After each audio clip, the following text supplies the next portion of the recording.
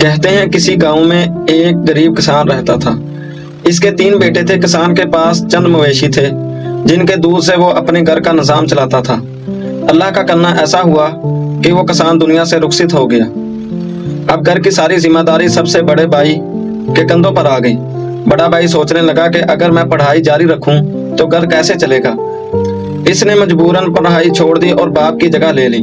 دودھ بیچنے لگا اور اپنے دونوں بھائیوں کو پڑھانے لگا۔ اس کا ایک ہی خواب تھا کہ اگر میں نہ پڑھ سکا تو میرے بھائی پڑھ لکھ کر اپنے پاؤں پر کھڑے ہو جائیں گے اور ہمارے حالات بدل جائیں گے۔ کچھ سال گزرے اور بڑے بھائی کی شادی ہو گئی۔ بیوی نے کہا، جتنے پیسے تم کماتے ہو سب بھائیوں پر لگا دیتے ہو، اگر کل کو ان کی نیت بدل گئی تو کون تمہارا ساتھ دے گا؟ بڑے بھائی نے مسکرا کر کہا، یہ میرے بھائی ہیں، دشمن نہیں، کل کو پڑھ جائیں گے تو ہمارا ہی سہارا بنیں گے۔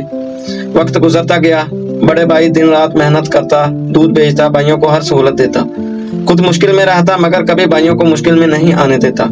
آخر کار اس کی محنت رنگ لائی، دونوں بھائی پڑھ لکھ گئے۔ مگر قسمت دیکھو کہ ان کی اچھی نوکری کے لیے پیسوں کی ضرورت پڑی۔ دونوں بھائی آ کر بڑے بھائی کو بتاتے ہیں، بھائی جہاں بھی جاتے ہیں وہاں رشوت مانگتے ہیں، بغیر پیسوں کوئی اچھی نوکری نہیں ملتی۔ بڑے بھائی سوچے بغیر 2 مویشی بیچ دیتا ہے اور بھائیوں کو نوکری لگوا دیتا ہے، پھر 2 مزید بیچ کر دوسرے بھائی کو بھی نوکری دلا دیتا ہے۔ دونوں بھائی اچھی نوکریوں پر لگ جاتے ہیں، ان کی شادیاں بھی ہو جاتی ہیں اور اپنے گھروں کے مالک بن جاتے ہیں۔ وقت گزرتا ہے۔ بڑے بھائی کا ایک 8 سالہ بیٹا بیمار ہو جاتا ہے۔ ڈاکٹر کہتے ہیں، بچے کی بیماری خطرناک ہے، جلدی پیسے کا بندوبست کرو۔ بڑا بھائی سب سے پہلے اپنے چھوٹے بھائی کے پاس جاتا ہے۔ چھوٹا بھائی کہتا ہے، میری تنخواہ سے تو گھر کا گزارا ہوتا ہے، کہاں سے پیسے دوں گا؟ دوسرے بھائی کے پاس جاتا ہے۔ دوسرا بھائی کہتا ہے، میں نے قسطوں پر گاڑی لے رکھی ہے، قسطیں بڑی مشکل سے دیتا ہوں، میرے پاس کہاں سے آئیں گے پیسے؟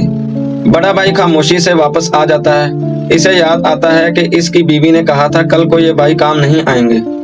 اب اس کے پاس آخری 2 مویشی رہ جاتے ہیں۔ وہ انہیں بیچ کر اپنے بیٹے کا علاج کرواتا ہے، لیکن مویشی بکنے کے بعد اس کے پاس روزگار نہیں رہتا۔ گزر بسر کے لیے اس نے مزدوری شروع کر دی، کبھی کسی کے مکان کی تعمیر، کبھی کسی کے کام پر۔ ایک دن قسمت کا ایسا کھیل ہوا کہ اس کا چھوٹا بھائی مکان بنوانے لگتا ہے اور وہی بڑا بھائی اس کے مکان کی تعمیر پر مزدوری کرنے لگتا ہے۔ چھوٹا بھائی اپنے ٹھیکیدار کو جلدی جلدی کام کرنے کا کہہ رہا ہوتا ہے۔ بڑا بھائی پسینہ پوچھتے ہوئے چھوٹے بھائی کو دیکھتا ہے اور اس کی آنکھوں میں آنسو آ جاتے ہیں۔ وہ دل ہی دل میں سوچنے لگتا ہے، کل تک میں اس بھائی کو اپنے بازوؤں پر اٹھا کر چلا کرتا تھا، اسے پڑھایا اور آج یہ مجھ پر حکم چلا رہا ہے۔ شام کو گھر آیا، بہت اداس تھا۔ بیوی نے پوچھا، آج آپ کچھ پریشان لگ رہے ہیں؟ بڑے بھائی نے سب کچھ بتا دیا۔ بیوی کی آنکھوں میں بھی آنسو آ گئے۔ میں تو پہلے ہی کہا کرتی تھی کل کو ان کے پاس پیسے آ گئے تو یہ تمہیں بھول جائیں گے۔ بڑے بھائی نے ایک لمبی سانس لی اور کہا، سچ کہتی ہو، مگر پھر بھی شکر ہے میں نے ان کا حق ادا کر دیا۔